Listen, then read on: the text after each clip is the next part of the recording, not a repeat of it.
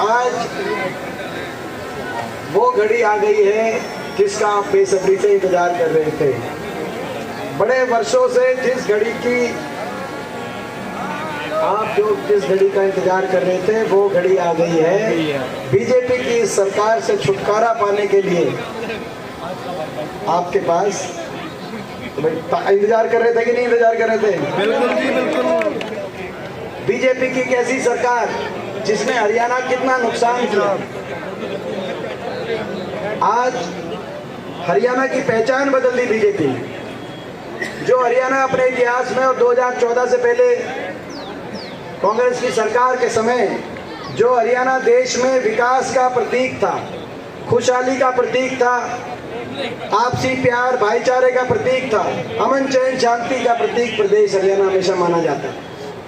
आज वो हरियाणा 10 साल की बीजेपी की सरकार के बाद प्रतीक बन गया, देश में नंबर 1 बन गया बेरोजगारी में। 28 प्रदेशों में सबसे ज्यादा बेरोजगारी हरियाणा में।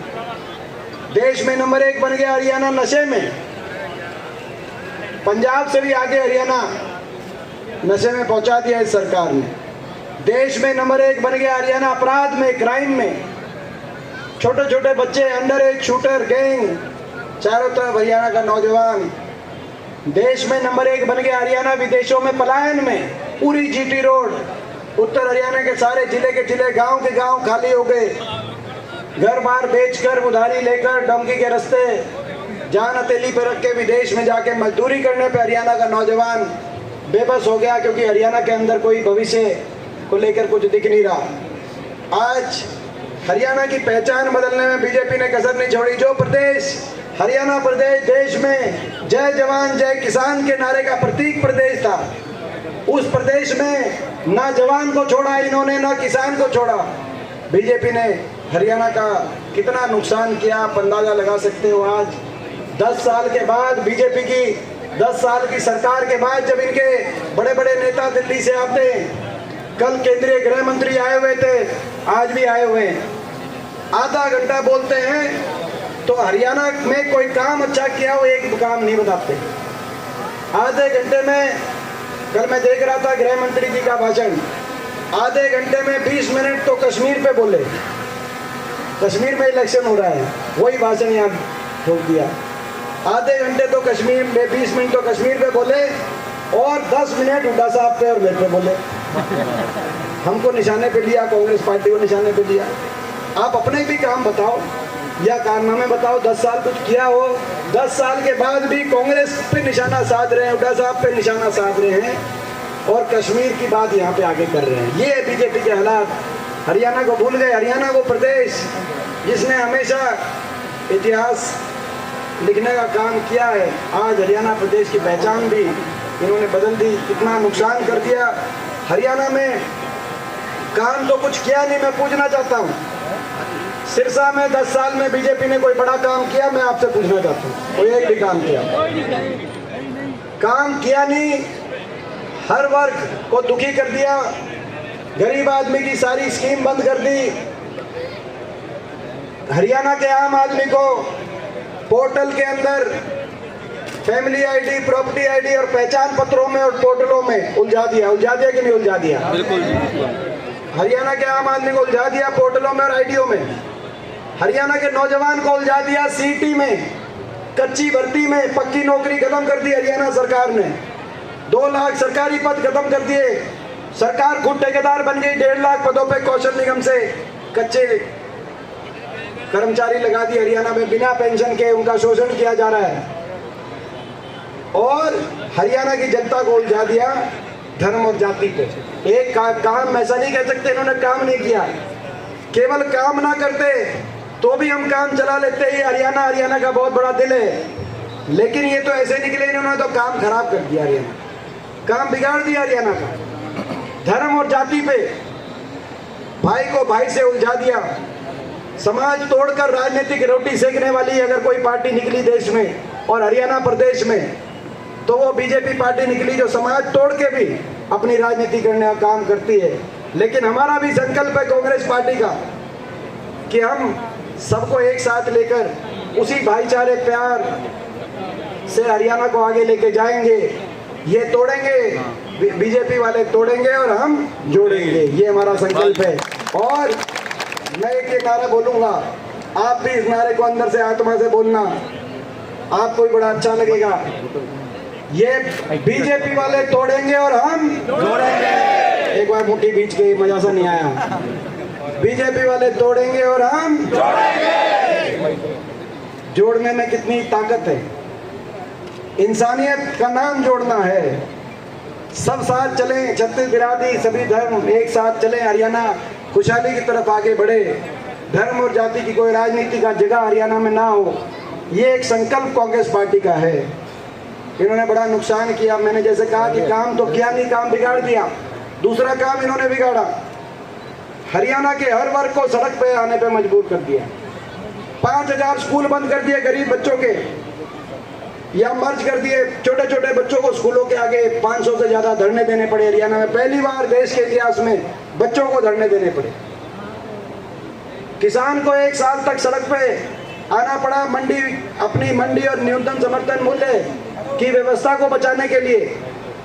ना तो अभी तक मंडियां अदानी जैसे समूहों के हाथ में चली जाती है। आपको पता है, सरकारी मंडी बंद करने के लिए 3 काले कानून ले आई ये सरकार। और किसान को 1 साल तक आंदोलन, लेकिन कितना दुख की बात है, ऐसी सरकार आपको नहीं दिखी होगी। किसी वर्ग की मांग ना मानना एक बात है, लेकिन किसी वर्ग के लिए इतनी घृणा और नफरत अपने दिल में होना। 750 किसानों के शव इन धरनों से वापिस आए किसान आंदोलन में, लेकिन सहानुभूति के दो शब्द बीजेपी के किसी नेता के मुंह से नहीं निकले। दया का कोई भाव इनके दिल में नहीं था, दया का कोई भाव। इतने कठोर दिल ये शासक रहे देश के, शायद इतना कठोर दिल शासक कोई ना हुआ हो जिसका दया का इतना भाव भी ना हो। ये कह सकते थे हम मांग नहीं मानेंगे, लेकिन 750 जो घर उजड़ गए, किसी का बेटा था, किसी का भाई था, किसी का घरवाला था, हमें दुख है किसी का कोई घर से वापस लौट के नहीं आया, उसके प्रति हम संवेदना व्यक्त करते हैं। एक लाइन तो बोल सकते थे। मुझे याद है किसान आंदोलन में हरियाणा के 15 सांसद हैं, देश की सबसे बड़ी पंचायत संसद में, 10 लोकसभा के और 5 राज्यसभा के। 15 में से 14 सांसद बीजेपी के थे। मैं अकेला विपक्ष का सांसद पिछले 10 साल से इन तानाशाही ताकतों के सामने आपकी जब आवाज उठाता था।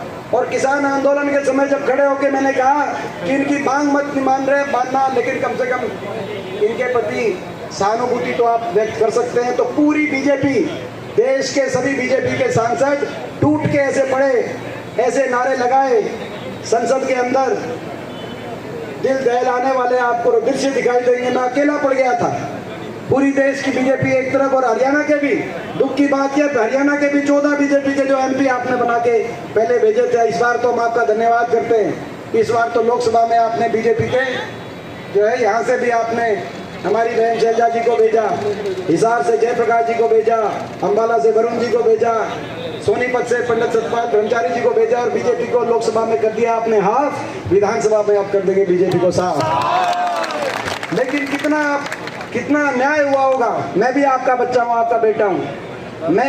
मुझ पे जब पूरी बीजेपी टूट के पड़ती थी, देश की सारे एमपी, मेरे को कितना अकेलापन महसूस हुआ होगा। क्या गलती थी मेरी, क्या कसूर था मेरा, वहां पे उठ के खड़ा ना हूं तो क्या करूं। मगर ये ऐसा भी मैंने शासक देखे जिनमें दया का भाव ना हो। क्या कसूर था उन बेटियों का, दिल्ली की सड़कों पे जिनको घसीटवाने का काम इस बीजेपी ने किया। 6 महीने तक हमारी बेटियों के ऊपर अन्याय हुआ। बीजेपी के एक सांसद ने उनके साथ गलत किया, मगर उनका FIR तक दर्ज करने का मना कर दिया भारत सरकार ने।